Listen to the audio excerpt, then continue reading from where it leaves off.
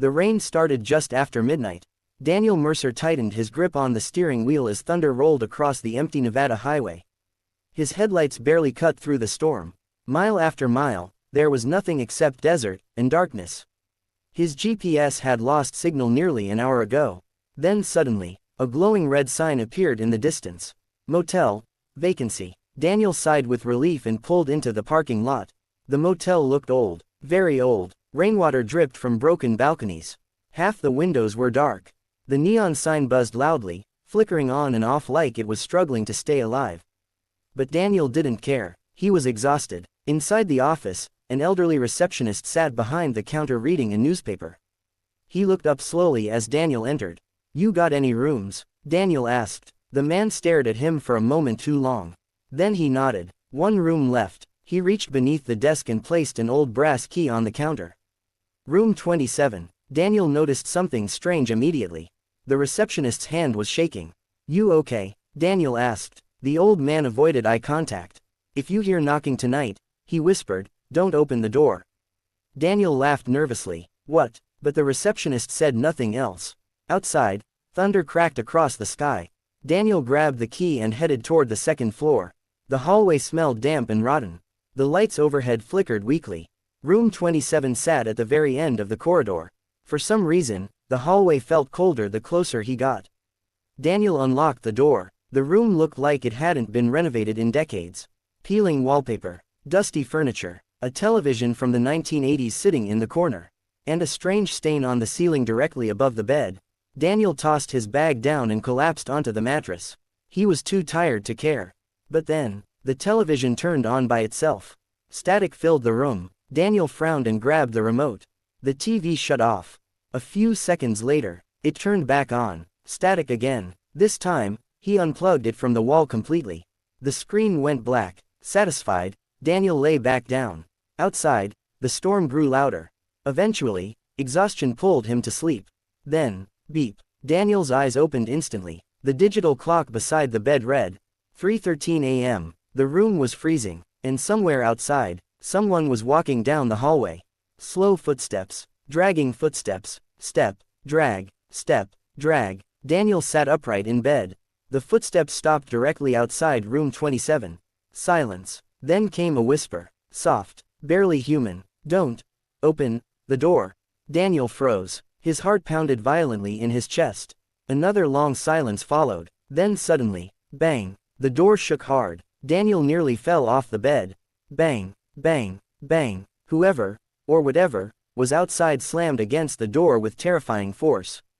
Daniel grabbed his phone and dialed the front desk. No answer. The knocking stopped. Everything became quiet again. Too quiet. Slowly, Daniel approached the door. He looked through the peephole. The hallway was empty, but something new appeared on the wall across from his room. Words, written in dark red letters. "You should have left." Daniel stumbled backward. His breathing became uneven. "This isn't funny," he whispered. Suddenly, the bathroom light switched on by itself. Daniel turned slowly toward the bathroom door. Inside, the shower curtain moved gently, as if someone was standing behind it. Daniel's entire body went cold. He backed toward the exit. Then the television exploded into static again. But this time, there was an image on the screen. A black and white video.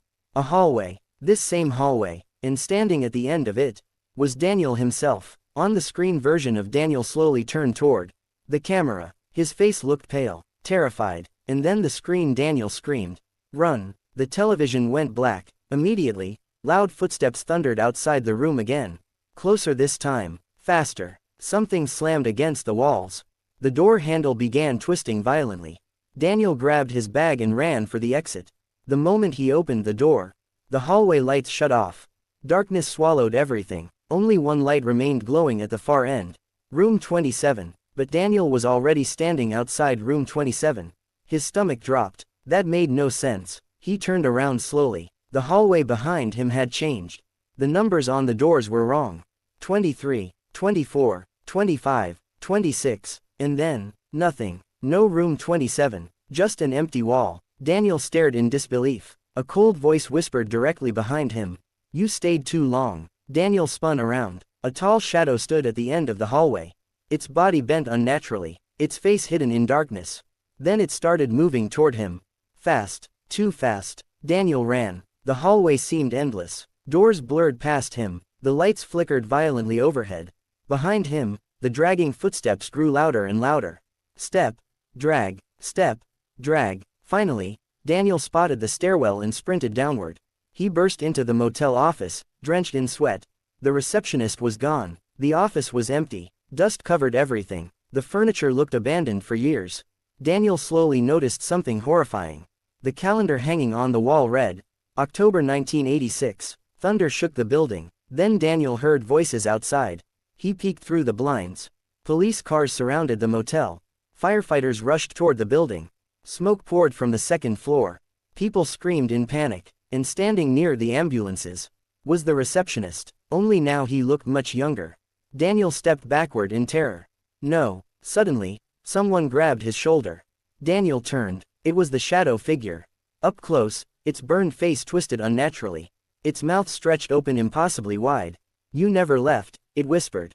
The lights exploded. Daniel screamed. And then, everything went black. The next morning, a truck driver found Daniel unconscious beside the highway nearly 10 miles away. When police questioned him, he told them everything. The motel, room 27, the fire, the shadow. But the officers looked confused. There's no motel out there, one of them said. Daniel insisted they check, so police searched the desert road. Eventually, they found ruins, burned remains of an old motel destroyed by fire in 1986. According to records, 7 people died there, including a night receptionist. And the strangest part, blueprints of the motel showed only 26 rooms. No room 27 had ever existed.